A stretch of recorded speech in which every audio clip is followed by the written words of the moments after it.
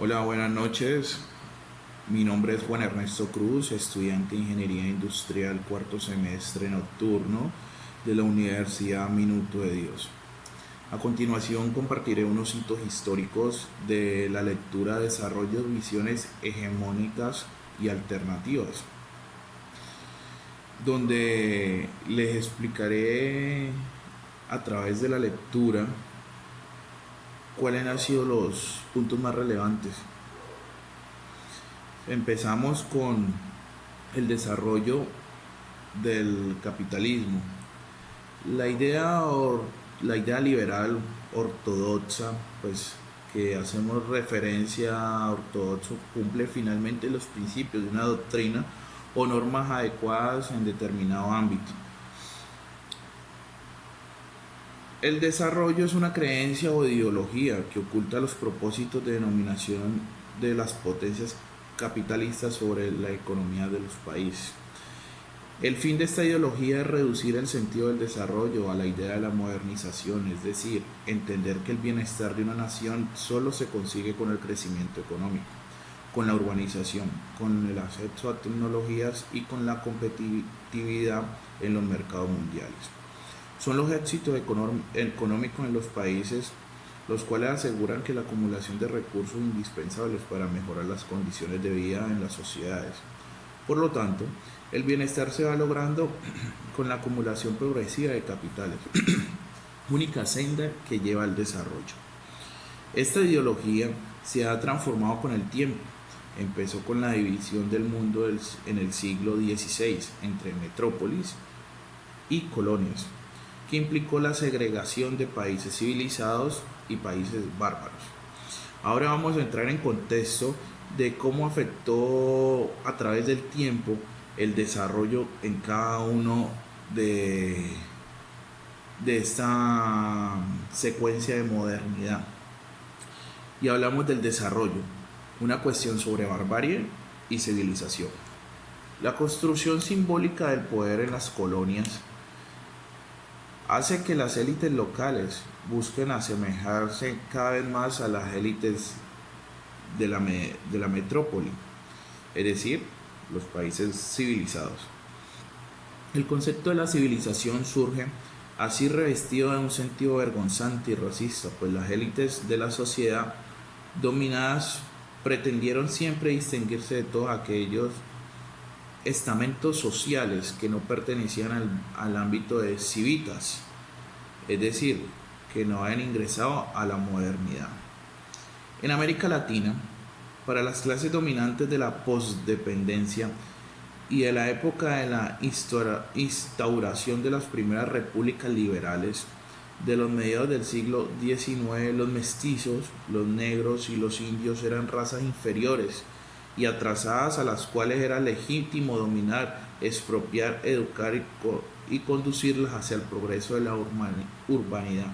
Tengamos en cuenta y muy presente de que esto aquí es el punto crítico donde empieza la esclavitud de esas razas que aquellos colonizadores creían como indefensas, ignorantes y demás. Por esta razón, pensar que en la cuestión del desarrollo del concepto de la realidad latinoamericana obliga a conocer la historia para construir los referentes teóricos y políticos que nos ayudan a descifrar las claves de denominación y a construir la emancipación.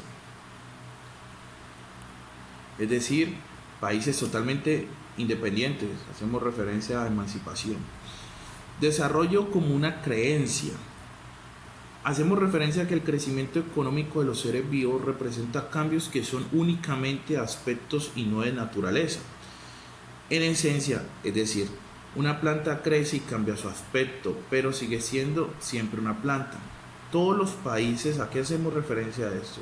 Que todos los países siguen siendo siguen el mismo camino para desarrollarse, aunque unos no hayan hecho desde su condición de dominación y otros tengan que hacerlo desde la dependencia. Lo que verdaderamente importa es enrutar ese país hacia el desarrollo. Las evidencias de la realidad que desbaratan una creencia de desarrollo.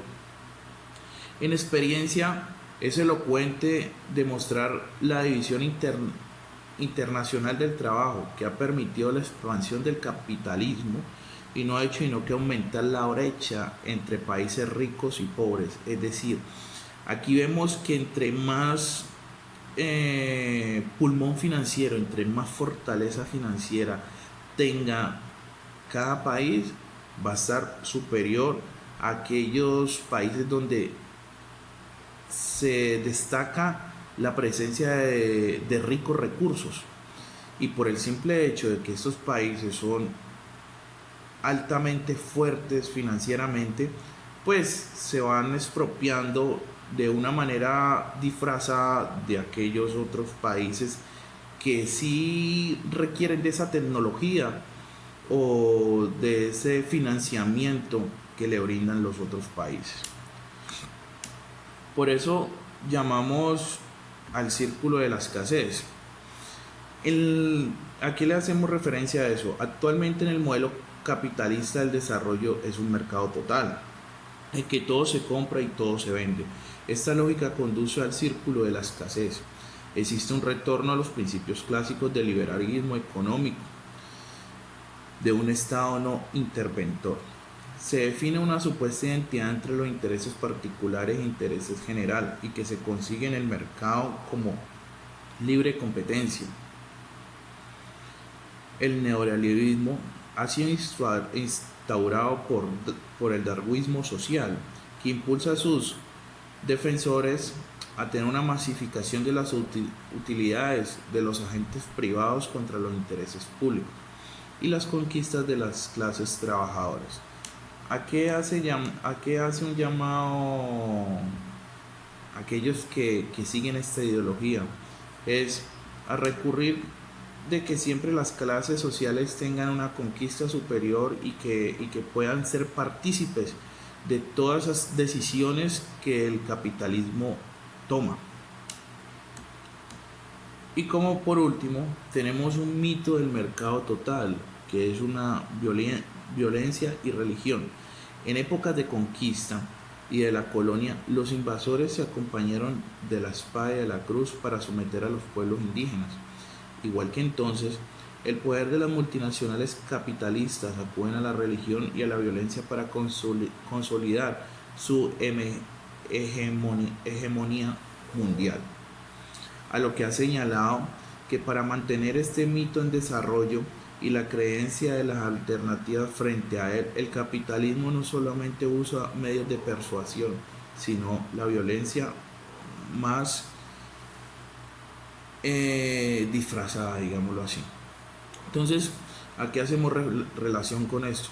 A que de cierto modo siempre vamos a tener como esa absorción del Estado y esa búsqueda de beneficios financieros, donde de cierto modo se destacan los tres pilares que manejan el mundo, que es la política, la religión y el petróleo.